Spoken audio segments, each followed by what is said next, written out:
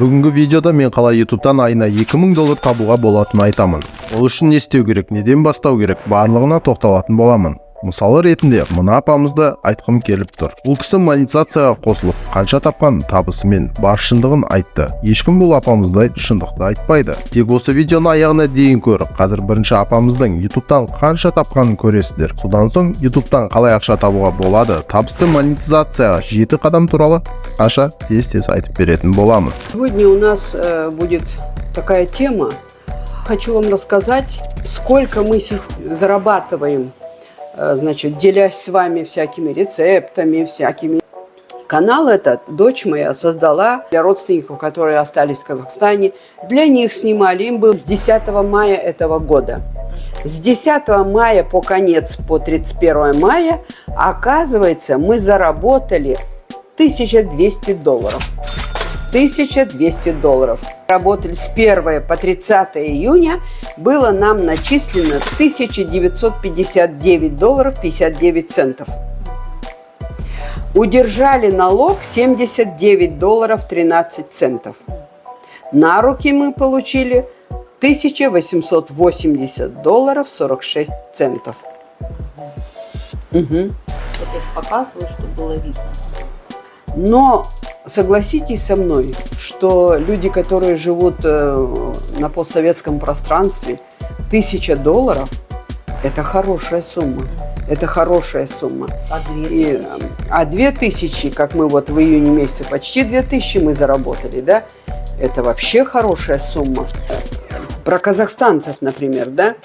$2000 для Казахстана – это очень хорошая сумма. Это очень хорошая сумма. Люди... Говорите, пишите, снимайте, показывайте, делитесь с людьми. Вот на этом я хочу закончить. Пока-пока. Пишите, лайкайте, потому что от этого зависит зарплата моя. Вот. YouTube'да ақша табу бұл көптеген шығармашылық адамдар үшін шындық. Бұл танымал видео хостинг, контентті бөлісуге ғана емес, ол үшін ақша алуға мүмкіндік береді. Бұл мәтінде біз YouTube'дан сәтті монетизация қадамдарын қарастыратын боламыз. Ең бірінші қадам – ниша таңдаңыз. YouTube'да сәтті ақша табудың алғашқы қадамы сіз сарапшы болатын, өзіңіз жақсы білетін тақырыпты таңдау. Бұл ойын ағыны, аспаздық арна, гаджеттерге шолу, немесе тіпті оқу сабақтары болуы мүмкін. Және сізді көрермендеріңіз шынымен қызықтыратын нәрсені таңдау өте маңызды. Екінші қадам – сапалы контент жасаңыз. Видео және дыбыс сапасы шешуші рөл атқарады. Жақсы камераға, микрофонға және видео редакторына ақша салыңыз. Видеоларыңызды қызықты және мазмұнды етуге тырысыңыз. Үшінші қадам – жүйелілік және тұрақтылық. Аудиторияны өзіңізге тарту үшін жаңа контент үнемі жариялау өте маңызды. Кесте құрыңыз және осы кестемен жұмыс жасаңыз. Төртінші, аудиторияңызды дамытыңыз, пікірлерге жауап беріңіз, оқырмандармен сөйлесіңіз, олардың тілектерін ескеріңіз. Бұл адал аудиторияны құруға көмектеседі. Бесінші қадам – монетизация. Сіздің арнаңыз соңғы 12 айда 1000 жазылушы мен 4000 сағаттық шолуды жинағаннан кейін, сіз YouTube серіктестік бағдарламасы арқылы монетизацияны қоса аласыз. Жарнамалардан, жазылымдардан және көрермендердің данатынан ақша табыңыз. Алтыншы, әртүрлі табыс көздері. Сауда-саттық сатуды, брендтермен ынтымақтастықты және серіктестік бағдарламаларға қатысуды қарастырыңыз.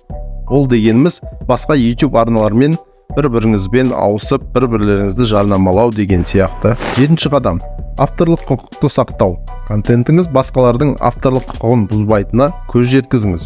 Бұл клубтар мен блогқа, банға дегендей осы мәселелердің алдын алу үшін өте маңызды. Сонымен қорытындылайық. YouTube'дан ақша табуға болады, бірақ бұл күш, шыдамдылық және адалдықты қажет етеді.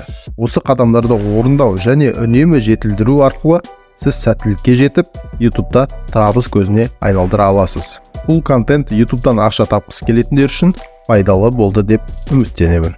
Қош сау.